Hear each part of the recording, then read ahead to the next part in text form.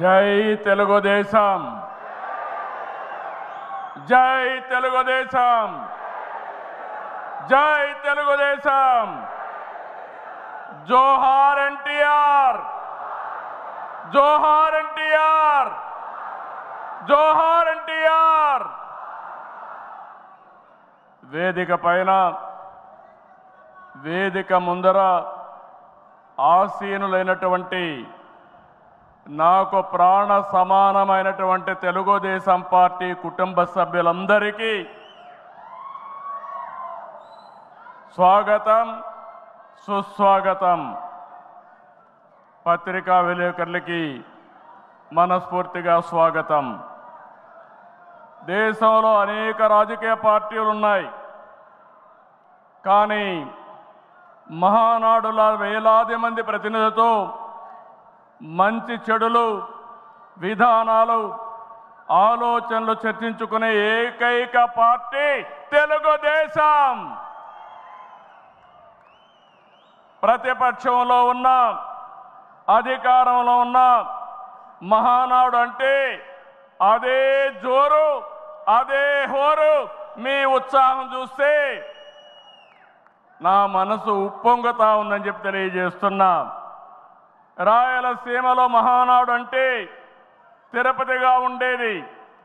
ఇప్పుడు తొలిసారి దేవుని కడపలో, అది కూడా కూటమి ప్రభుత్వం ఏర్పాటైన తర్వాత తొలి మహానాడు కడపలో ఏర్పాటు చేసుకుంటున్నాం.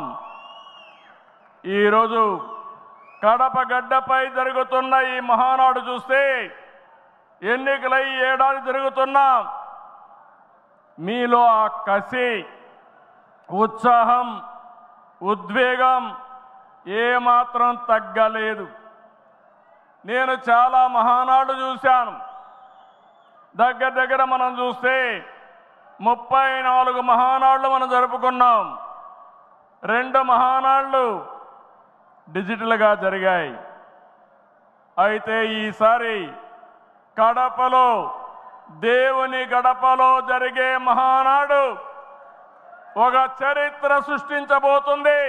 సువర్ణాక్షరాలతో ఆంధ్రదేశ రాష్ట్ర ఆర్థిక పరిస్థితి ఒక దిశ నిర్దేశిస్తుందని చెప్పి తెలియజేసుకున్నా. ఈరోజు చల్లని వాతావరణం. అన్ని మహానాడులంటే చాలా వేడివేడిగా ఉండేది, ఎండలు ఎక్కువ ఉండేటివి. ఒక ప్రశాంతమైన వాతావరణంలో, ఆహ్లాదకరమైన వాతావరణంలో ఈరోజు కడపలో మహానాడు జరుగుతూ ఉంది. ఉమ్మడి కడప జిల్లాలో 10 స్థానాలకు గాను 7 స్థానాలు గెలిచాం. మన సత్తా చాటాం. ఈసారి ఇంకొంచెం కష్టపడితే 10కి 10 మనమే స్వీప్ చేస్తాం. రాయలసీమ ప్రజలు అద్భుత చైతన్యంతో ఈసారి ఇచ్చిన తీర్పును గౌరవిస్తూ వారికి ధన్యవాదాలు తెలపడానికి కడపలో మహానాడు పెట్టాలని నిర్ణయించాం. ఈ మహానాడుని మీరు చూస్తే బ్రహ్మాండంగా చేసిన నాయకులకు, కార్యకర్తలకు మనస్ఫూర్తిగా అభినందనలు, కృతజ్ఞతలు. 2024 ఎన్నికల్లో పార్టీ సాధించిన విజయం అసామాన్యం. 93% స్ట్రైక్ రేట్, 57% పైన ఓటు షేర్తో కొత్త చరిత్రను సృష్టించాం. ఇది ముమ్మాటికి కారణం పసుపు సైనికులే. ఇక్కడుండే మీ నాయకత్వమే కారణమని మీ అందరికీ విజ్ఞప్తి చేస్తున్నాం. మీరు చేసిన పోరాటాలే నేటి అధికారం, మీ త్యాగాలే నేటి ఈ స్థానం. ఇది కాకుండా సమయానుకూలం మనం ఎప్పటికప్పుడు స్ట్రాటజీ కూడా ఆలోచించినప్పుడు జనసేన, బీజేపీ పొత్తు పెట్టుకొని ఎన్డీఏ ఏర్పాటు చేసుకున్నాం. దానివల్ల కూడా ఈరోజు ఈ మహా విజయానికి దోహదం చేశాయని చెప్పి విజ్ఞప్తి చేస్తున్నాం. ఏమీ ఆశించకుండా దశాబ్దాలుగా ప్రతి గ్రామంలో జెండా మోస్తున్న కార్యకర్తల వలనే మనం ఇక్కడున్నాం. నేనే కాదు, ప్రతి ఎమ్మెల్యే, ప్రతి ఎంపీ, ప్రతి మంత్రి గుర్తించుకోవాలి. 43 ఏళ్ల ప్రస్థానంలో దేశంలో ఏ పార్టీ ఎదుర్కొన్నటువంటి సంక్షోభాలు పార్టీ ఎదుర్కొన్నాం.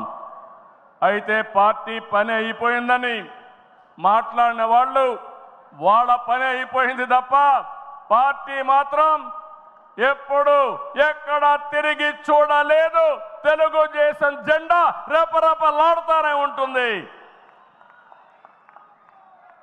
నాటి ఎన్టీఆర్ చైతన్య రథం నేను చేసిన వస్తున్న మీకోసం పాదయాత్ర, ఎన్నికల ముందు లోకేష్ చేసిన యువగళం వరకు కార్యకర్తల్లో అదే పోరాట స్ఫూర్తి. పాలనంటే హత్య రాజకీయాలు, కక్ష సాధింపులు, వేధింపులు, తప్పుడు కేసులని మార్చేశారు గత ప్రభుత్వం. విధ్వంస పాలనతో రాష్ట్రాన్ని సర్వనాశనం చేశారు. దీన్ని ప్రశ్నించిన తెలుగుదేశం కార్యకర్తల్ని, నాయకుల్ని ప్రాణాలు తీశారు, వేటాడారు, వెంటాడారు, అక్రమ కేసులు పెట్టి అరెస్టులు చేశారు. కానీ ఒక్క వ్యక్తి కూడా ఎత్తిన జెండా దించకుండా పోరాటం చేశారు.